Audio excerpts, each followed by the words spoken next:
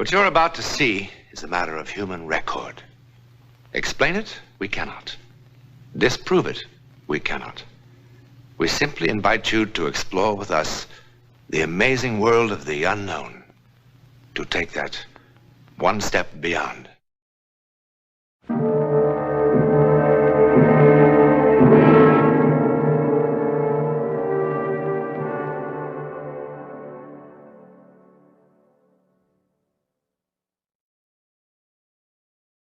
Like, thousands of other couples in Manhattan, Jim and Betty Hennessy are giving a cocktail party.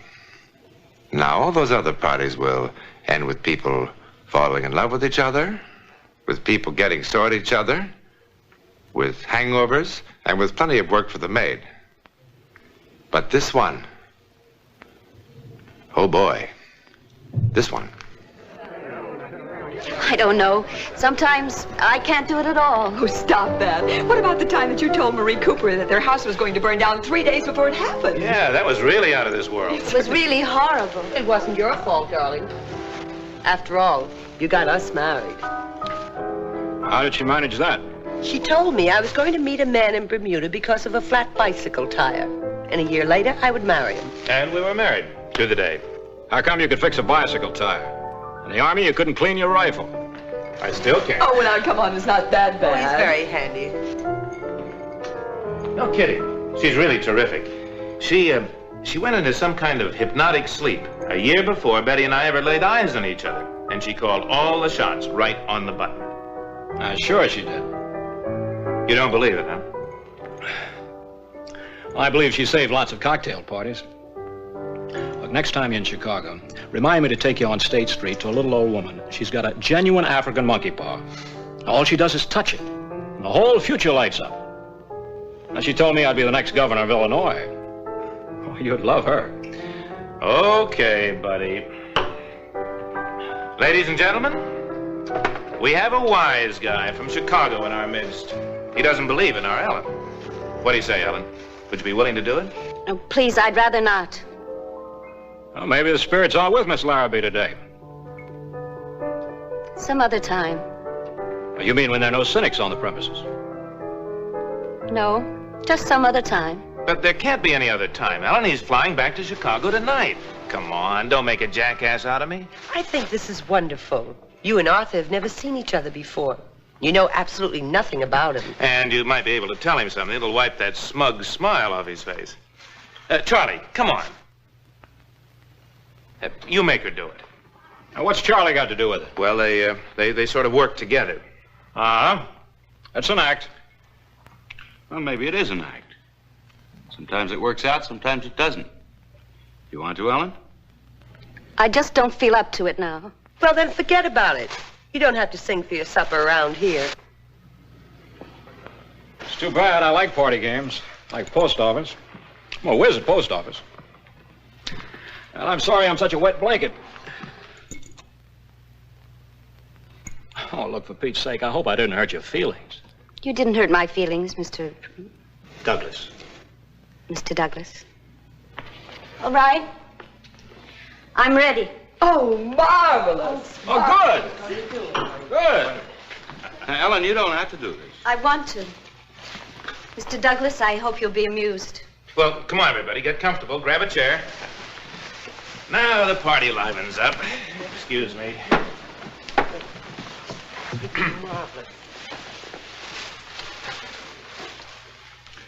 All right, Ellen, now close your eyes. Now relax. Relax completely. Now you're sinking. Down, down, down. You're floating. The mind is free in space. World's far away. Far away. You feel wonderful. Light and wonderful. Wonderful. Wonderful. Wonderful. Now, where are you, Ellen? Moving. Moving. Do you see anything? Nothing. Nothing. Oh. He doesn't notice them. Notice what? They're not his anyway. What's not his, Ellen? The keys. Now it's dark. Dark, dark, dark, dark. A tunnel. Stop. What stopped? Where did it stop? There's so much noise. What kind of noise? People. And trains. Many trains. I hope the act improves. You just told her I was taking a plane. Are you in the station, Ellen? He's late. He's hurrying. Now run. Run. Running. He's running. Where's he running? 102, B. 102? B. Compartment B. Car 102. Shouldn't someone tell her I'm flying? They shouldn't. They're making him go. Things making him go. Oh, he shouldn't have. He shouldn't have. There's a snake. It's a snake? A snake. A shining gold band. You mean a ring? Yes, a ring. Now I see. To thee, for whose dear love I rise and fall. Oh, isn't that lovely? It must have meant a lot. Whose ring, Ellen? Hers. Hers? Well, well, well. Now, Arthur, if this bores you, we can stop right now. No, don't be silly now. It's getting interesting. Oh, she's so pretty. Dark hair, Very interesting. traveling suit, gray, fur bow.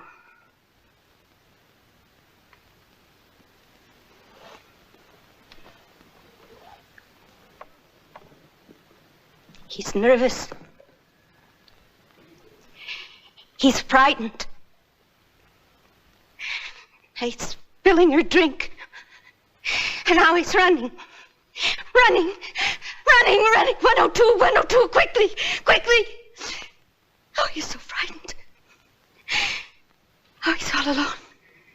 In the dark. Ah! The light is blinding.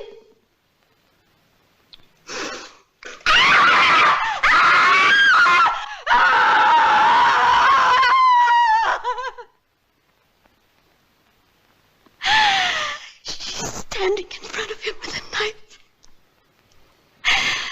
With a knife. With a knife. Ellen. Ellen! You're all right, darling. You're all right now. Well, nothing like this ever happened before, Arthur. I'm sorry. Guess it was a lousy idea. What did I say?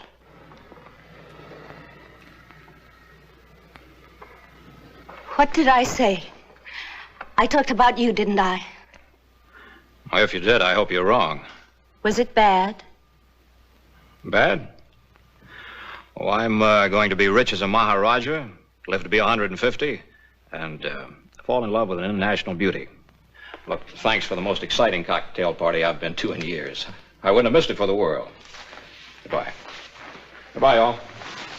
Bye. I'm afraid this wasn't a barrel of laughs. Well, have a good trip, Arthur. Thank you. I'm glad you're going by plane.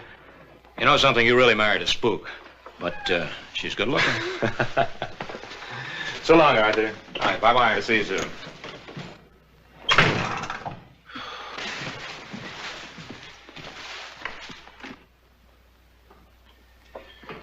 For being such a bust, there's an awful lot to clean up. Never mind, Maddie, I'll get it. I wonder who that could be. I hope nobody forgot anything. One thing I can't stand is a party that never ends. Arthur! Hey, where's the party? Well, what happened? Why aren't you in the plane? Well, don't you ever look out your windows? Nothing's leaving Idlewild for who knows how long. What are you going to do? Exactly what your Miss Larrabee said I was going to do. Well, I knew you wouldn't mind my waiting here instead of the station. You're not going to take a train.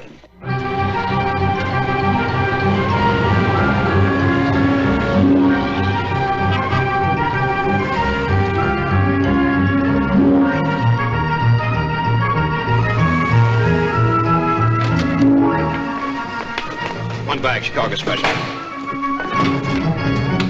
I'm sorry about the traffic, sir, but New York City, when we have fog... All right, give a change. Thank you, sir. Gee, I'm sorry. All right, that's all right. Hey, mister! Okay, what? Mister! You dropped your keys, sir. Oh, they aren't mine. Okay. The keys. They're not his anyway. Going right out, sir. So go.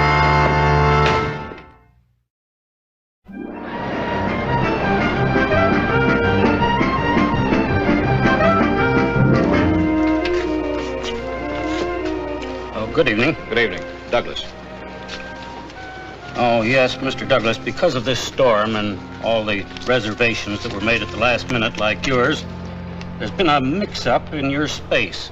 Now, I can give you compartment L in car 271 or, let's see, car 102, compartment B. Compartment B, car 102. What were those numbers? Car 271, I mean the last. compartment B, car 102. Well,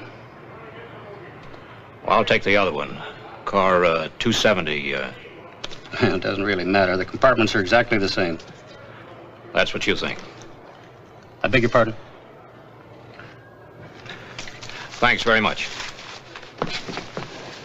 Good evening.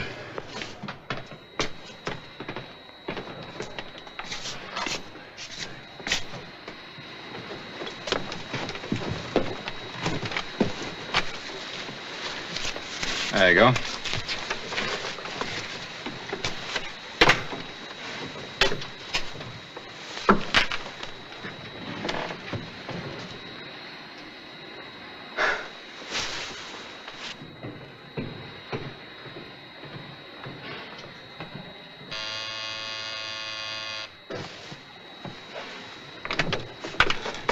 Beg pardon, sir. This last-minute change seems to have gotten us all fouled up. I'm afraid we're going to have to change cars after all. You see, this lady belongs in here. The porter will move you. I'm very sorry for the bother. Where are you moving me to? Well, the only space we have left, car 102, compartment B. Now, if you'll permit the porter to... I'm not permitting the porter anything. I'm staying right here. Oh, but Mr. Douglas... Look, why don't you put the lady in the other compartment? Well, you yourself said they were the same. Not quite, Mr. Douglas. You see, at 6:12 tomorrow morning, we lose car 102 at Dayton. That means that its passengers will ride in the club car the rest of the way to Chicago. And since this lady has had this space reserved for so long, it hardly seems fair that she should be the one who's inconvenienced. Well, I'm not moving. Look, rather than cause all this fuss, I'll take the other compartment. No. Just a moment. Mr. Douglas, as the conductor of this train, I'm responsible for the comfort of the passengers. Now, this lady purchased this space some weeks ago, and she's not going to be inconvenienced because of a clerical error, and I must say a most uncooperative man. Look, I've got to get to Chicago. Car 102 will take you there quite nicely. And if that compartment is not acceptable to you, I must ask you to leave the train. All right. All right, let's change. Thank you, Mr. Douglas. Think nothing of it. I'm sorry about all this bother. All right. All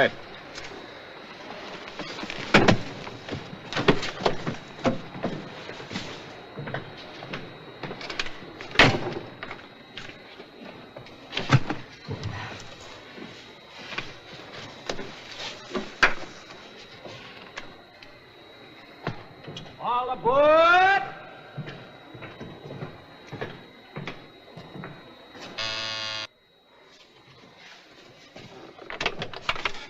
Yes? Oh, excuse me. I believe I left my hat in here. Oh. Thank you. I shouldn't have made all the fuss about the compartment. Oh, that's all right. Nobody likes to be shuttled about. Yes? I did apologize about getting annoyed, didn't I? Yes, you did. I'm sorry. The two cheapest words in the language. When a fellow says I'm sorry and offers to buy you a drink, that really means something. What do you say? Oh, thank you. Maybe if you're in the club car later, I'll see you there, but first I must change. Well, you look fine the way you are. I'm glad you approve. I do. I'll be waiting for you.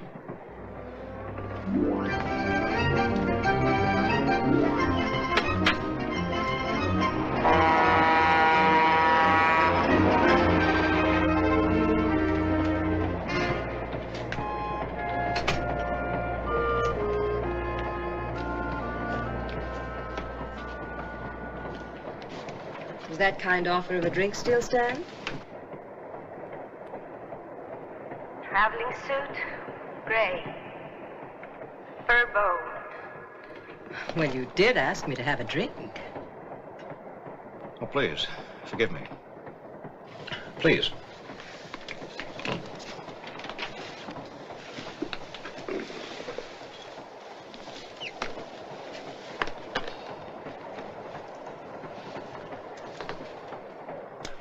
What'll you have? Scotch and soda, if I may. Scotch and soda.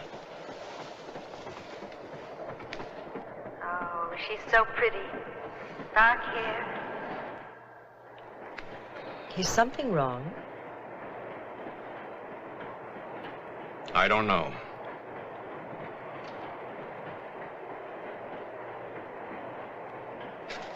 You know, I can live without this drink. Oh, please, please, forgive me. Please. Would you, mind if I ask you a question about, your dress? It's a suit. Tell me, is that what you, call an original? I mean, if that's the only one like it. No, I wish it were. I hate to think about it, but there are probably 1,000 women walking around in exactly the same thing.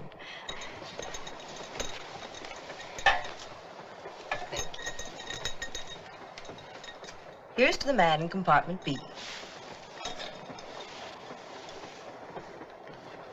Live in Chicago? Not exactly in Chicago. Evanston. Have friends in New York? A few, not many. Tell me, by some wild chance, you happen to know Ellen Larrabee? No, I don't think so. Thank you. You're sure? Quite sure. Now, she's small, brown hair, and her eyes are sort of... I really don't know Ellen Larrabee. I'm glad. What? You want to hear something really crazy? I went to a cocktail party this afternoon. A perfectly normal cocktail party. And there was this completely average-looking woman there, this Ellen Larrabee. Now, look, I'm the most practical guy in the world. I believe 2 and 2 are 4, period. But this Ellen Larrabee told me that I was...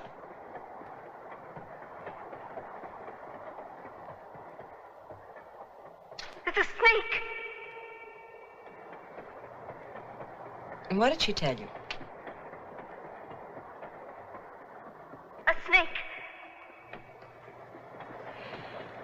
Well, do you want them or not? To thee, for whose dear love I rise and fall. Let me see that. What? That ring. All right. It's quite old. It's a serpent ring. I picked it up in a little antique shop on Madison Avenue. Being a woman, I liked the sentiment inside. To thee, for whose dear love I rise and fall. Isn't that lovely? It must have meant so much. Look, do you know me? Have you ever seen me before? Now, I must know, I must. Did you know I was taking a strain? No, I've never seen you before. Are you feeling all right? Look, my name is Douglas, Arthur Douglas. Now, does that name mean anything to you? Look, Mr. Douglas, it's none of my business, but I really think that you... Oh, this is insane!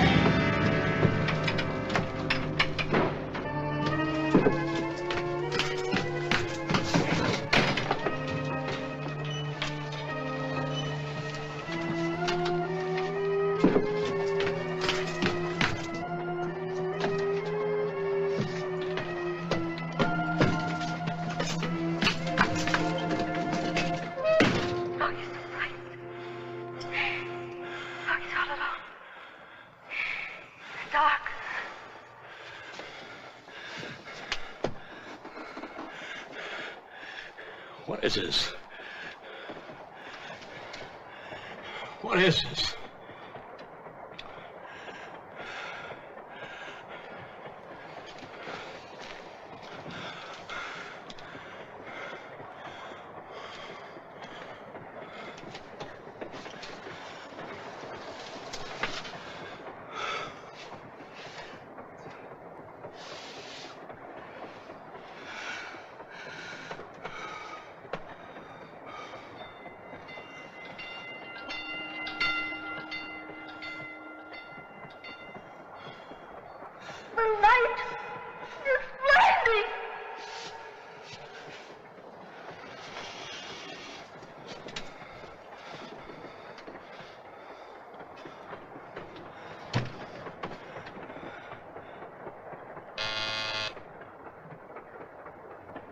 Mr. Douglas? Mr. Douglas?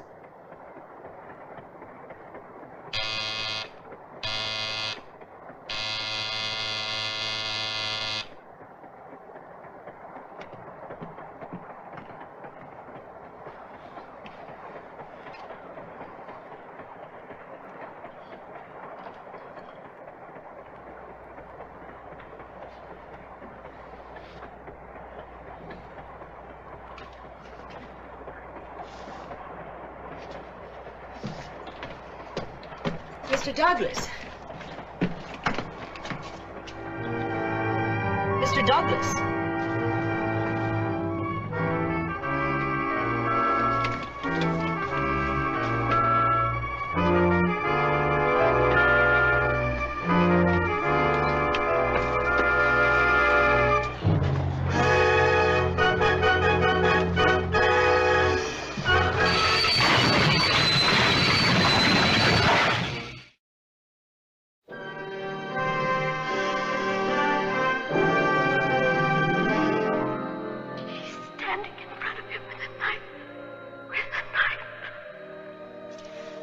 Just lie still.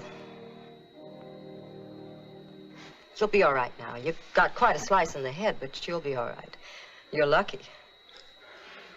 Lucky? Why, sure. Look at the service you're getting.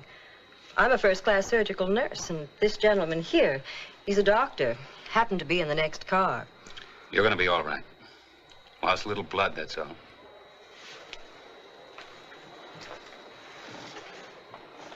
Whatever made you pull that emergency cord? They'll probably give you a medal.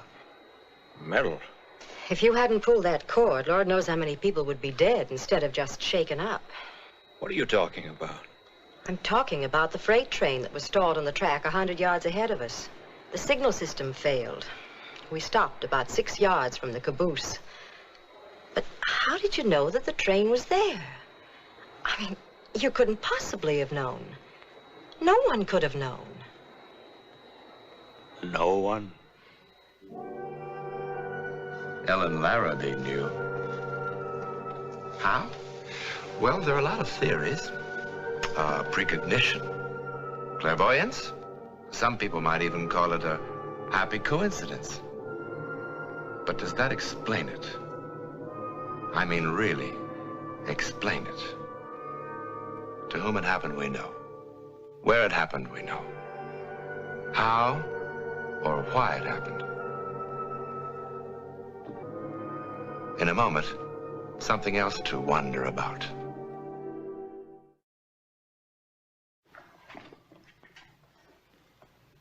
Next week, this is a film developing tray, a rather ordinary object. But next week, when we take that one step beyond, this commonplace item from a photographer's darkroom will play quite a part in a bizarre story of the unknown world. I think you'll be shocked by what develops.